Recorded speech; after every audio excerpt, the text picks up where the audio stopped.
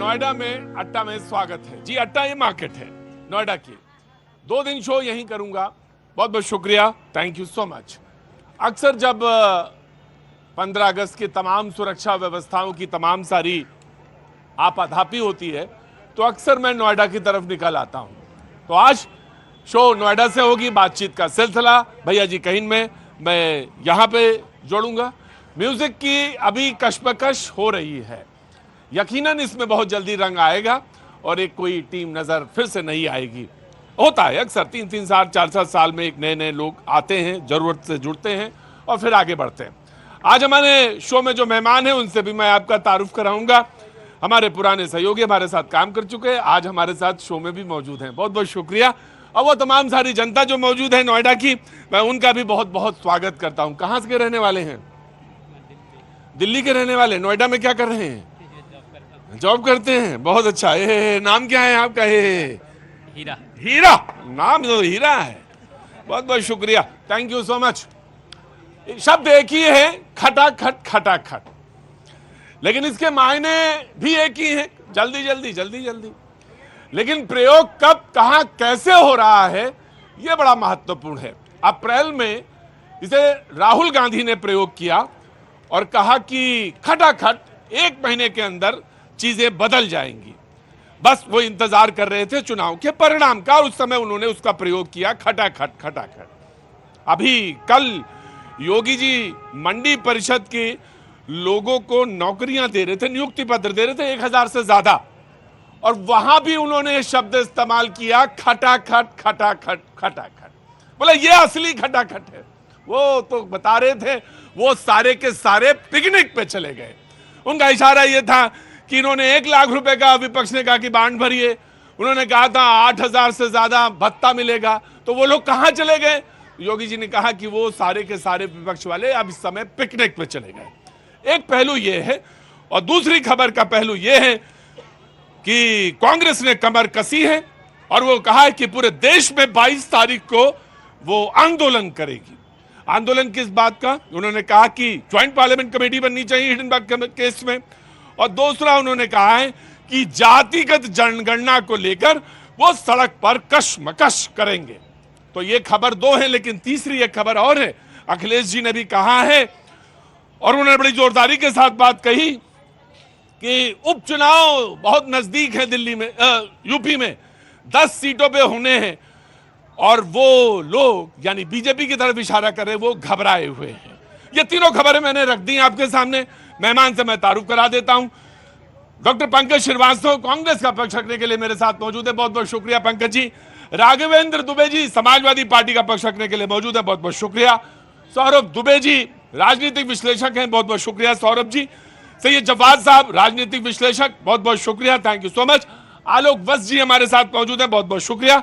BJP के प्रवक्ता जैसे आएंगे मैं उनसे आपका तारुफ कराऊंगा जी। कहां से आना हुआ आपका? दिल्ली में। और आपका? दिल्ली। सब दिल्ली के हैं, यहां नोएडा में खड़े हैं। कैसे? हाँ जी, जॉब करने के लिए आते बहुत सारे लोग।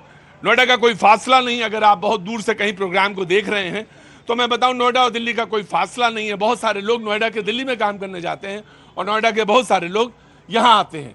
बातचीत का सिलसिला शुरू करते हैं। शब्द वही था, खटाखट, और सबसे पहले कांग्रेस और उसके बाद में सौरभ को चांस दूंगा जी। देखिए जो बोला है इन्होंने खटाखट खटाखट, हाँ। वो खटाखट बोलते हुए उन्हें शर्म नहीं आई। 2 लाख नौकरियां यानी सरकारी पद खाली पड़े हैं और योगी जी 1000 लोगों को नियुक्ति पत्र देकर खटाखट से तुलना कर रहे हैं। खटाखट की बात राहुल गांधी ने तब की थी जब सरकार बनने के बाद हम इतनी नौकरियां देंगे। ये पहले व्यक्ति हैं जो विपक्ष से मांग रहे हैं। दूसरी बात, इन्होंने कहा पिकनिक मनाने गए हैं। दरअसल अमित शाह और मोदी जी के पंजे से अपनी कुर्सी बचाने की कोशिश में योगी जी अब मोदी और अमित शाह को निशाना बना रहे हैं, क्योंकि राहुल गांधी तो संसद में थे और संसद 2 बार अभी बैठी है, और राहुल गांधी ने जो भाषण दिए हैं, चाहे वो जाति जनगणना का प्रश्न हो, बेरोजगारी का प्रश्न हो, सांप्रदायिक सौहार्द का प्रश्न हो, इस पर पूरे देश में चर्चा है। तो अगर संसद पिकनिक मनाने की जगह है तो योगी जी मोदी जी को क्या कह रहे हैं? मदारी बता रहे हैं। कांग्रेस का ये पहलू है। कांग्रेस के प्रवक्ता हैं, उन्होंने ये अपनी बात रखी। लेकिन रोजगारी और बेरोजगारी का जो मुद्दा है और उसके जो आंकड़े हैं उत्तर प्रदेश के, उन्होंने जो आंकड़ा दिया कि उन्होंने कहा कि एक जमाने में 32% से ज्यादा बेरोजगारी का आंकड़ा था उत्तर प्रदेश का, इस समय 3.2 के आसपास। मैं बिल्कुल मैं तो वही बात कर रहा हूं जो मेरे पास रिसर्च की टीम है। 3.2 के आसपास आंकड़ा है बेरोजगारी का। सौरभ जी आर्थिक मामलों के भी जानकार हैं, बातचीत रखेंगे, जब बीजेपी के प्रवक्ता आएंगे तो वो बात बढ़ाएंगे आगे। जी देखिए प्रतीक जी, बड़ा आश्चर्य होता है जब कांग्रेस के नेता जो है वो शर्म शब्द का प्रयोग करते हैं। शर्म। तो आप एक बात बताइए कि जिस प्रकार से अभी आप कह रहे हैं संसद में राहुल गांधी संसद में क्या कर रहे थे? वो तो सोते हुए दिखाई दे रहे थे, वो तो हिंदुओं को हिंसक बता रहे थे।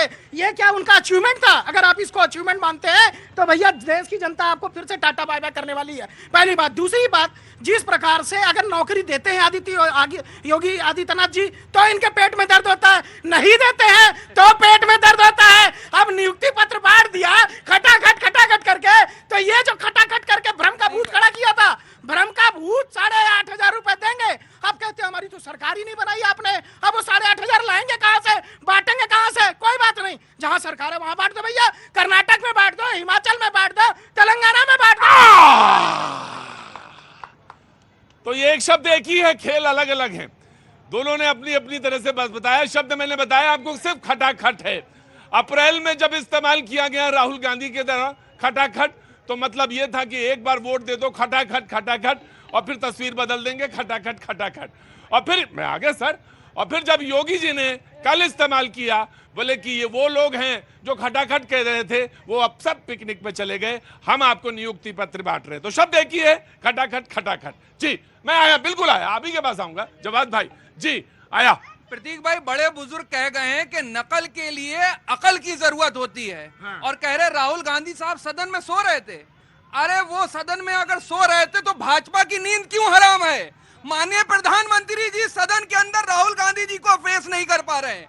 पहली बार ऐसा हो रहा है कि आप देखिए निर्मला सीतारमण जी बोल रही थी और माननीय प्रधानमंत्री जी नदारत थे सदन में। अभी तक इतने प्रधानमंत्री जी देखे जो कहते थे एक अकेला सब पे भारी। हिंडनबर्ग की रिपोर्ट आई है और अभी जो माधवी जी हैं, पूज जी हैं, उनके खिलाफ ना ईडी ना सीबीआई ना इनकम टैक्स, एक बार जाके कुंजी खटखटा के पूछ ले कि अडानी जी के साथ आपका रिश्ता क्या है, ये रिश्ता क्या कहलाता है।